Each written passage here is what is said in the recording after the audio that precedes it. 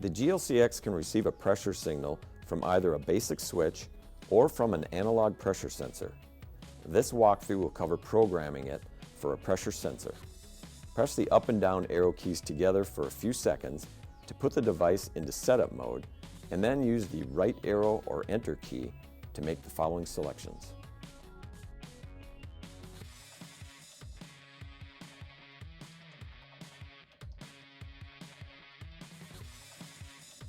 On the next screen, use the arrow keys to set the interval, which is the time between the start of each lubrication cycle, in hours and minutes. Then press the right arrow key. Back on the previous screen, use the up or down arrow key to select Accept, and then press the right arrow key. This will return you to the main interval screen. Press the left arrow key to return to the previous menu.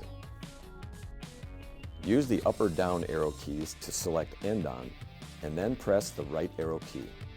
Use the right arrow key to select Sensor. Not all analog sensors are the same. The GLC X needs you to tell it about your sensor. The information for pressure sensors supplied by Graco are typically in the manual for the associated pump, such as our Compact Dynastar or CDS pump. For third-party pressure sensors, you will need to get this information from the manual that came with the pressure sensor, or contact the supplier for the information. This example will walk through the settings for a CDS pump with a pressure sensor.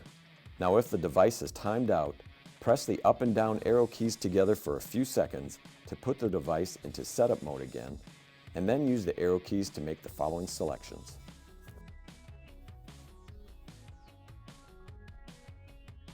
Once the cursor is over sensor, press the right arrow again to get to the following list of specifications required by the device.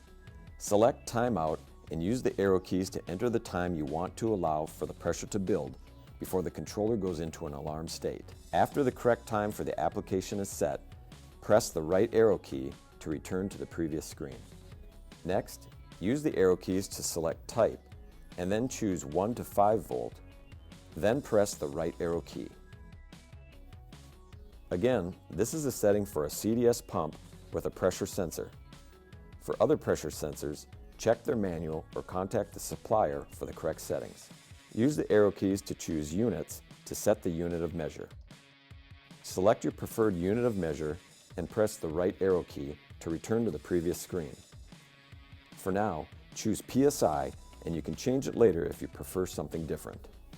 Now select Full Scale. This is the maximum pressure that the pressure sensor can read. For the CDS pressure sensor, the correct value is 5,000. Enter 5,000 and then press the right arrow key to return to the previous screen. The final setting is Threshold, and this is the pressure at which you want the pump to stop.